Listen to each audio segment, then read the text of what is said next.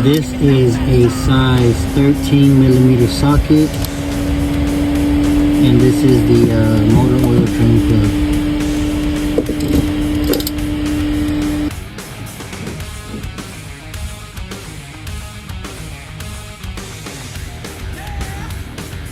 If you stand directly in front of the Jeep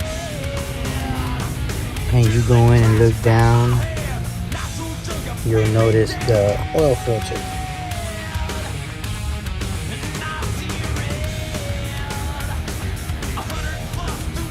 Probably kind of hard to see, but it's right there. So using the correct tool, you remove the oil filter, replace it with your new one, and fill it in with oil.